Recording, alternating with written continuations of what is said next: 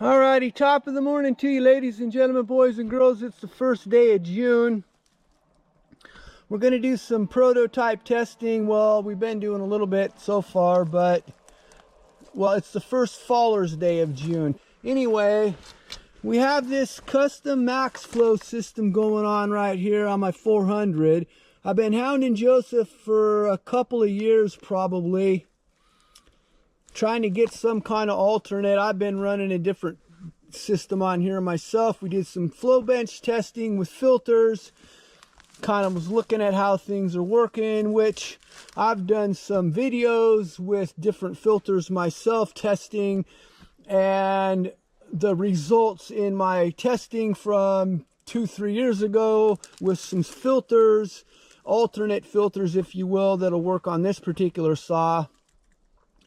The timed runs were consistent with what the flow bench showed with the amount of air that filters were able to move, which what that means, essentially, the more air that you can move, the easier it is to move the air. And so your saw will perform better with a less restricted, if you will, air cleaner. I've talked about the max flow system being quote unquote bolt-on horsepower. It's not you put one on and you get a horsepower more out of your saw. It's not quite like that. You get a little bit more performance at a lot longer rate of time.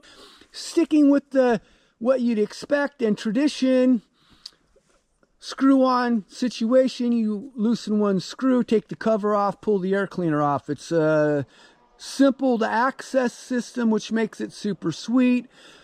Performance wise, you're going to be able to run it for a multitude of days, whereas the stock filter in some situations I've seen you can plug those things up in a couple hours and it just looks cool. The landing's right there, so we're close. Down in the bottom, 4 long logs out of most trees, 4.5 out of some of them. I guess if you had like a short shot of ground, maybe you get 3 long logs up here. It's 3 long logs is a taller one. Perfect going for this saw right here. All right, well, let's see if we can get this thing on the ground. Enough jabbering, I guess.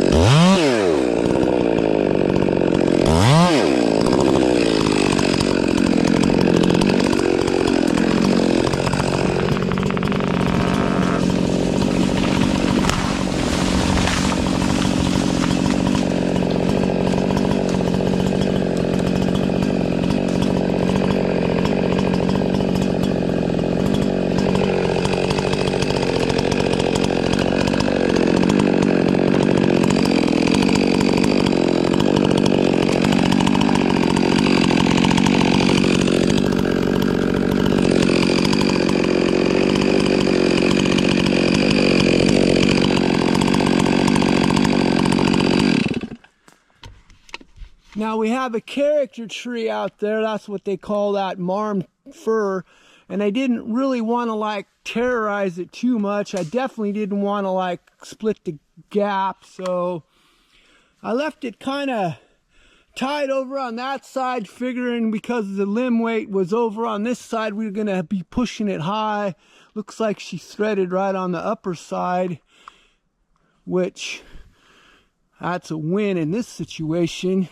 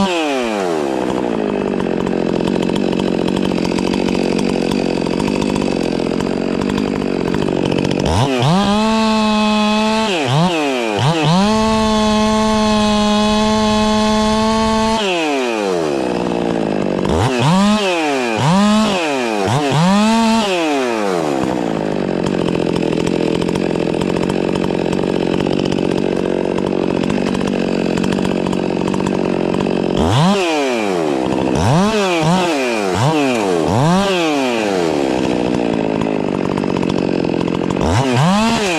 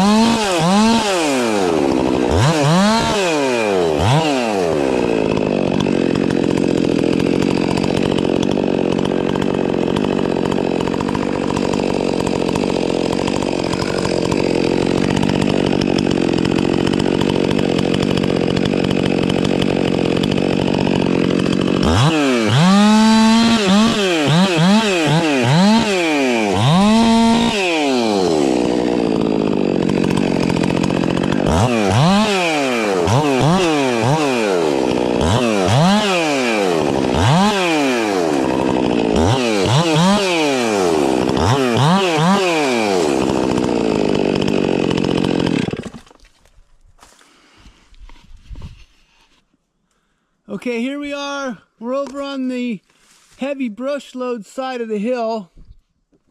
Pretty gross in here. And we got almost 4 trees down and taken care of on one tank, which I was actually kind of thinking that's a lot. Generally speaking, seems like I can get 3, but it's kind of hard to tell with the salami slice and the ones that are hung up. So we got to see how to deal with that situation. It's a thinning, so we're trying not to obliterate everything.